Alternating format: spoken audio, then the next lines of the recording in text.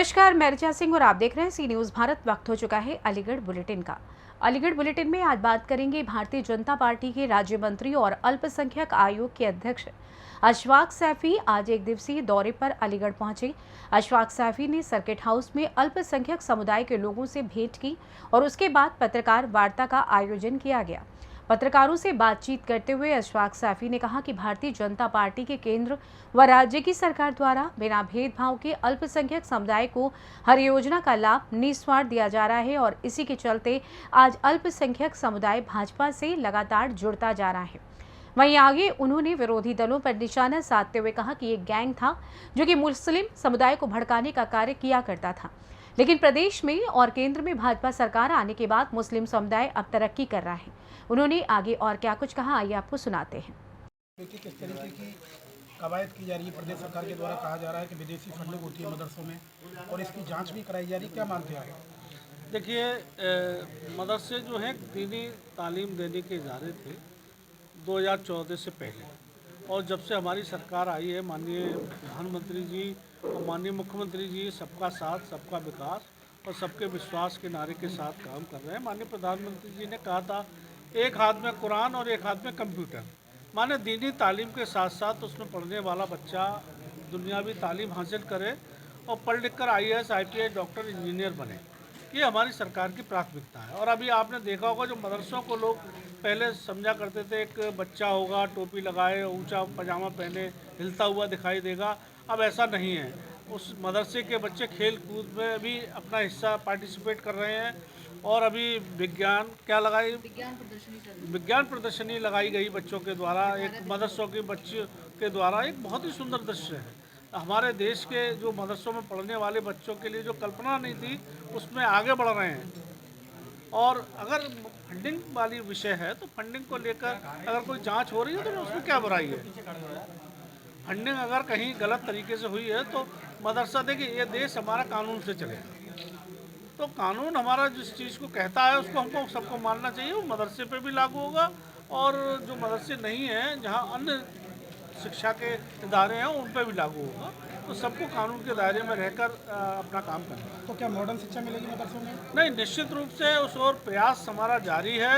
मदरसों में आधुनिकीकरण हो, उनमें मॉडल के बच्चे जो कंप्यूटर से पढ़े, एक अच्छी शिक्षा उनको मिले और बाहर पढ़ लिख कर जाएँ तब देश का नाम रोशन करें। मंत्री जी, 22 जनवरी को अयोध्या में राम मंदिर का उद्घाटन प्रधानमंत्री करने जा रहे हैं। नहीं, निश्चित रूप से जो लोग उसमें शामिल हैं और जो लोग उसमें कर रहे हैं सबको करना चाहिए, उसमें क्या बुराई। देश के प्राइम मिनिस्टर हैं, अगर वो लोग इसकी मांग करते हैं तो मैं समझता हूँ कोई बुराई नहीं है। देश के प्रधानमंत्री और रहे भगवान श्री राम का मंदिर है तो भगवान श्री राम सभी के पूर्वज हैं, उनका भव्य मंदिर बने, ऐसी हम सब लोगों की इच्छा जाना चाहिए। नहीं, अगर कोई लोग, अगर वहाँ के लोग उनको आमंत्रित करते हैं, जिनको ज़मीन दी है, अगर वो बुलाते हैं तो बहुत अच्छा है। क्या प्रदेश सरकार के आप मंत्री हैं, आपको नहीं लगता कि प्रधानमंत्री को वहाँ जाकर मस्जिद का भी उद्घाटन? नहीं, देखिए ये विषय उनका अपना व्यक्तिगत है, इसमें हम लोग क्या कह सकते हैं। आप मतलब नहीं, अगर उनके अगर न्योता हो सकता है मुझे ही ना मिले, मुसलमानों का उन प्रतिनिधि मस्जिद वाले अगर न्योता मुझे भी देंगे। प्रतिनिधित्व करते हैं, इसलिए आज से आप नहीं मांग करेंगे कि प्रधानमंत्री को आना चाहिए? नहीं, अगर वो न्योता पहले बने तो सही। वो वाला सूत ना कपा तो जुलाई से लट्ठम लट्ठा, पहले कहीं कुछ चीजें आ रही तो राम मंदिर के उद्घाटन की डेट तो तय हो गई। हाँ, मस्जिद की कब? देखिए भगवान श्री राम हम लोगों के पूर्वज हैं, उनका भव्य मंदिर बन रहा है, इससे अल्पसंख्यक समाज बहुत खुश है।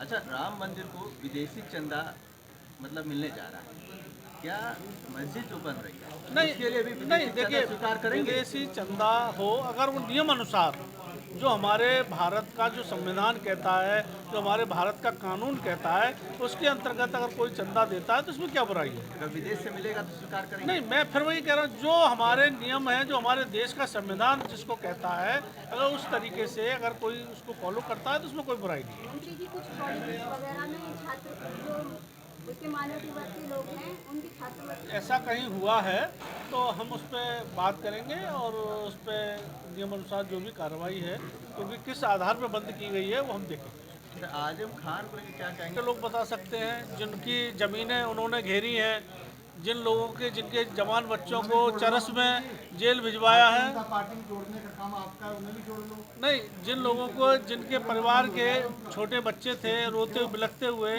उनकी ज़मीनें गई हैं, उनको जेल भिजवाया, ये वो इससे ज़्यादा अच्छा जवाब दे सकते हैं वहाँ के लोग। आजम खान का स्थायी घर जेल में होना चाहिए। नहीं, वो तो जो जैसे कर्म करेगा उसको स्थान वहीं मिलेगा। ओवैसी साहब जो है फिलिस्तीन जिंदाबाद के नारे लगाते हैं, अब ओवैसी साहब तो कुछ भी कर सकते हैं, उनके लिए क्या कहा जाएगा। आप क्या कहेंगे? नहीं, मेरा उनके लिए कुछ नहीं कहना, वो कुछ भी कह। अलीगढ़ से सी न्यूज़ संवाददाता संजीव शर्मा की रिपोर्ट। जनपद अलीगढ़ की कोतवाली विजयगढ़ क्षेत्र के गांव नराऊ में पुलिस थाने में दो पक्षों के बीच हुए फैसले के बाद दबंगों द्वारा देर रात गांव के रास्ते से गुजरकर अपने घर जा रहे पीड़ित परिवार के लोगों को रास्ते पर घेरकर लाठी डंडों और लोहे की सरियों सहित धारदार हथियारों से हमला किए जाने का मामला सामने आया है। दबंगों द्वारा गांव के रास्ते पर घेर कर किए गए हमले में महिलाओं समेत एक ही परिवार के करीब 9 लोग खून से लथपथ होते हुए गंभीर रूप से घायल हो गए, तो वहीं गांव में चीख पुकार मच गई। दबंगों द्वारा हमले में घायल हुए सभी 9 लोगों को उपचार के लिए सामुदायिक स्वास्थ्य केंद्र अकराबाद ले जाया गया, जहां डॉक्टर ने प्राथमिक उपचार के बाद महिला समेत सभी घायलों की हालत को गंभीर देखते हुए जिला मलखान सिंह अस्पताल रेफर कर दिया। वहीं दो पक्षों के बीच देर रात हुई मारपीट की सूचना मिलते ही पुलिस मौके पर पहुंच गई। मौके पर पहुंची पुलिस थाने पर समझौते के बाद दो पक्षों के बीच हुई मारपीट की घटना को लेकर ग्रामीणों से जानकारी करते हुए मामले की जांच में जुटी हुई है। तो वहीं मारपीट में घायल पीड़ित परिवार के लोगों ने पुलिस पर दबंग लोगों के साथ मिलीभगत के चलते घटना को अंजाम दिए जाने के साथ ही एक पक्षीय कार्रवाई किए जाने का गंभीर आरोप लगाया है। नाम है आपका? उदल सिंह। उदल सिंह कहाँ के रहने वाले हो? नर्रऊ के। नर्रऊ थाना विजयगढ़। अच्छा, ये कौन लोग हैं घायल जो हैं? एरिया सब एरिया। तो किस बात पे विवाद हुआ है आपको? किससे विवाद हुआ है? विवाद हुआ था खमानी से कुंवर जी से, और मेरे लड़का काम कर रहा था, हमारे लड़के में कैंची मारी थी। इतना कुंवर जी के लड़के ने इतना से कल कोई थाने फैसला हो गया था। आज हम वहाँ पे मैं प्लॉट में था, मेरा लड़का भी गया था और सब भाई हम अलग अलग सब आए। तो एक को गए का बात का भाई, तो एक एक करके जो आए तो गड़सा फंसा मारते चले आए, सबके फाड़ रहे हम। 9 आदमी 9 घायल हैं। कितने लोग घायल हुए आपकी तरफ से? 9 आदमी सर। क्या क्या नाम है? सर देखो, एक तो मेरा मेन क्या नाम है आपका? उदल सिंह, अच्छा, और अजय, जितेंद्र, अजय और रामचंद्र, कमलेश, प्रेम सिंह, ईश्वर प्रसाद, जानवी। हाँ जितेंद्र बताता हूँ, जितेंद्र। सब महिला क्या है? महिला एक ही है ना अभी, एक ही है सर। क्या नाम है महिला का? कमलेश नाम है। तो इसकी सूचना आपने पुलिस थाने में करी है? करी सर, उन्होंने अकराबाद हम रेफर कर देगा। अकराबाद जा हमारा करवाए के फिर अकराबाद से अलीगढ़ भेज दे हम। ये चोटें जो लगी हैं सबके कैसे लगी, क्या मारा आपके भाई घायल कैसे हुए? घायल सर जनों पर कुर्रक आए और कुर्रका चक्कुए उनसे फाड़े। हम एक करिया में कावाते का आएगी और हम पकड़ने का हुए दूसरे जैसे हम ऐसी बातें कहें। हमें ऐसी मालूम होती तो हमें ऐसे हाथ हो जा रहे, हम भी मेरे लोग हैं। कौन लोग थे वो? वो हम बिरादरी है, कहीं एरिया है। श्रीमती। ये विवाद किस बात को लेकर हुआ था? अरे ये बच्चा हमारा लड़का जो है काम कर रहा था कैच वगैरह सिलाई की काम मशीन पे, उनमें मतलब हंसी में मतलब मचौदी हो गई। मचौदी करने के बाद में उसने कैची मार दी हमारे लड़के की। किसने मारी थी कैच? अब मोदी के लड़के ने। एक तो उसमें कल झगड़ा हुआ, उसमें होगा फैसला थाने जाके। अच्छा, उनने उसी वजह से उनने बोला था हम साले को मारेंगे सभी, अभी इरादा करते हैं मारेंगे से। तो उनने उसी झगड़े पे आज उनने झगड़ा किया। आज कौन लोग मारने आए थे आपको? कौन? वही लोग थे। क्या नाम क्या है? उनका अवदेश, कुमज्जी लाल, नीरजा और पंकज और कुमज्जी वाला के खमानी और क्या कहते हैं विष्णु। आपके परिवार में तो कितने लोग घायल हुए हैं? हमारे परिवार में है 9 10 हैं। 9 लोग घायल हुए। महिला कितनी? महिला ही। एक महिला है। अच्छा, क्या पथराव भी हुआ था मारपीट में? लट काटे गड़ता है। उनके हाथों में तो लठ और मतलब फरसा और चक्कू था और उसके हाथ में एक के में सरिया थी। ये उन्होंने घर पे चढ़ाई करके मारा था या रास्ते में मारा? रास्ते में मारा है, रास्ते में मारा है। जैसे हम पल्ले घर से आ रहे हैं ना उल्ले घर के लिए प्लॉट के लिए, जब मारी। कितने लोग थे वो मारपीट में? हाँ तो वो भी 8-10 जने। 8-10 लोग सब हाँ, पे जो है सब पे। मतलब वो थे पर्ची और भी? हाँ, अपने घर से निकाल के भागे। पुलिस को सूचना दी आपने? कल फैसला हुआ ना। अच्छा, ये कल का विवाद जो था आज कर लिया है। हाँ। तो आज पुलिस को सूचना दी आपने? हाँ जी। पुलिस आई थी, किसी को पकड़ा? किसी को नहीं पकड़ा, वो साले भाग गए सब। सब भाग गए। पुलिस पहुंची थी मौके पर? मौके पे नहीं पहुंच पाई। नहीं पहुंची। अभी आप लोग कहाँ पर हैं? अब हम तो अग्राबाद से आ रहे हैं ना। कहाँ पर हो उस समय? इस समय अलीगढ़ मलखान सिंह अस्पताल में। क्या नाम है आपका, कहाँ के रहने वाले हैं? नवरोग हैं, इसी बसात नाम है। थाना कौन सा लगता है? विजयगढ़। क्या मामला है? ये चोट जो लगी है, अस्पताल में आए हो, क्यों आए हो? ये मारी पीटी दूसरी पार्टी ने फैसला है किया थाने में, और जब मारे और एक एक करके मारे चले आएंगे 10-12 जने। फिर हम फंदे रीते, हम तो वैसे ही बैठे घेरे में, और दे बाँक और दे वो मचा दी। कितने लोग घायल हो आप? हाल तो 4। कितने घायल? 8-9 के लगभग हो। 9 हाँ? हाँ। तो अब आप क्या चाहते हो, पुलिस से क्या चाहते हो? क्या कछु नहीं, हम तो जैसे अब मारी दिन ये पुलिस क्या कर रही है तुम्हारे? हमारे पास अभी कोई सूचना नहीं, क्या करे।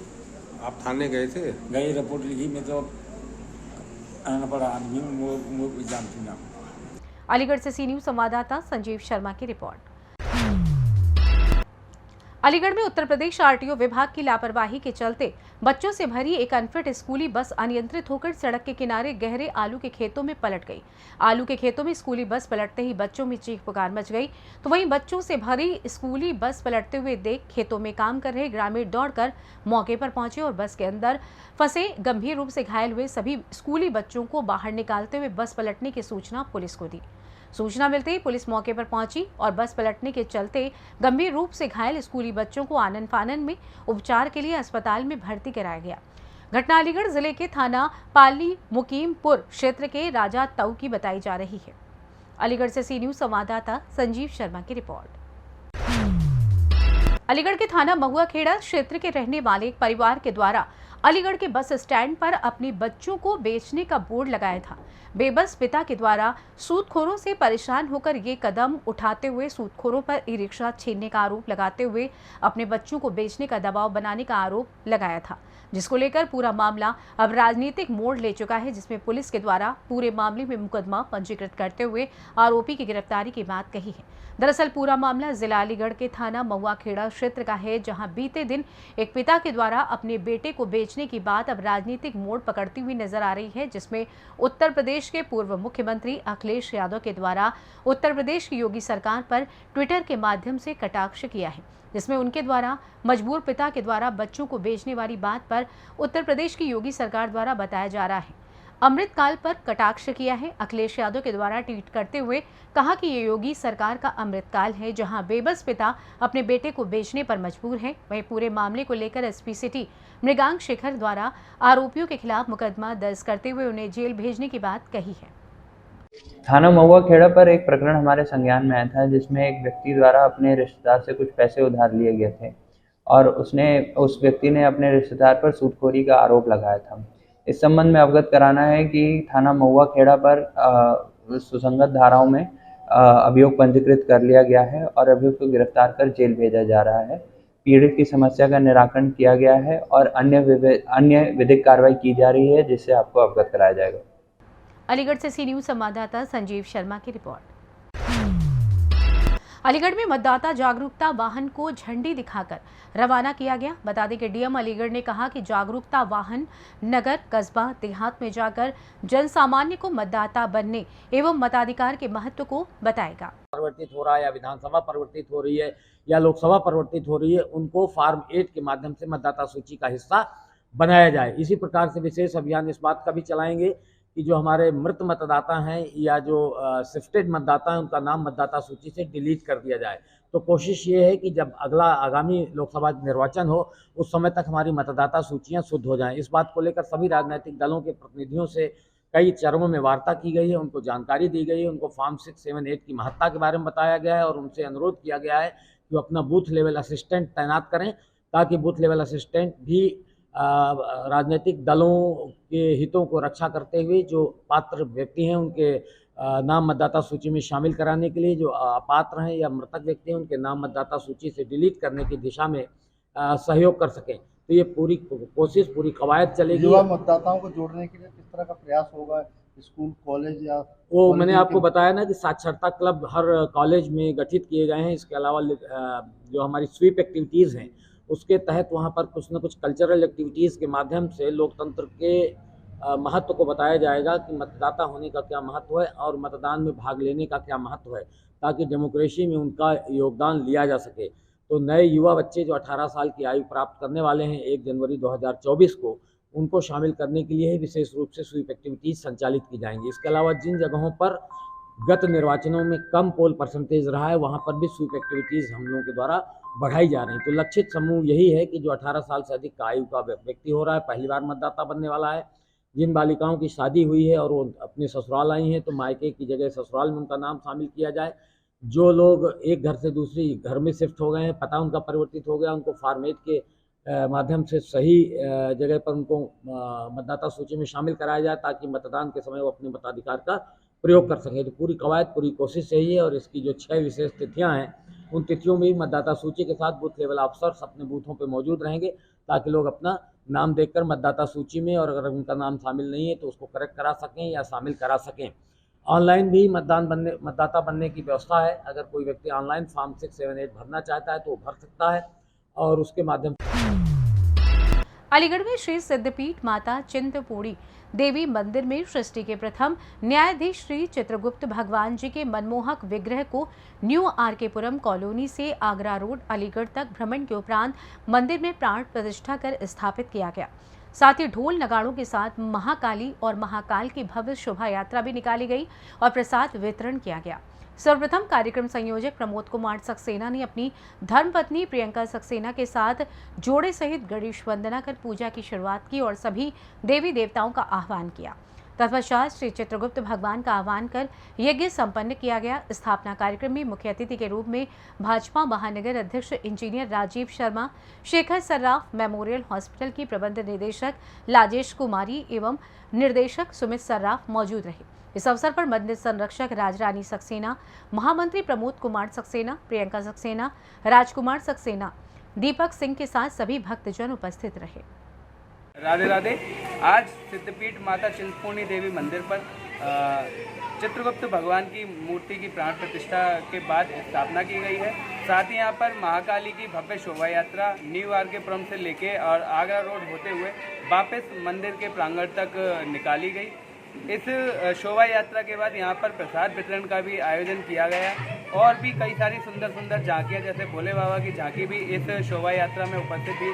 साथ ही पुलिस प्रशासन ने भी बहुत सहयोग किया इस जो शोभा यात्रा को निकालने के लिए, और बहुत सारे यहाँ के जो स्थानीय निवासी हैं वो भी इस शोभा यात्रा में रहे। साथ ही बहुत से हमारे माननीय और जनप्रतिनिधि भी इस शोभा यात्रा में शामिल रहे। धन्यवाद। अलीगढ़ से सी न्यूज़ संवाददाता संजीव शर्मा की रिपोर्ट। फिलहाल अलीगढ़ बुलेटिन में बस इतना ही। देश दुनिया की तमाम खबरों की जानकारी के लिए आप देखते रहें सी न्यूज़ भारत। हर खबर आपके साथ, आपके हाथ।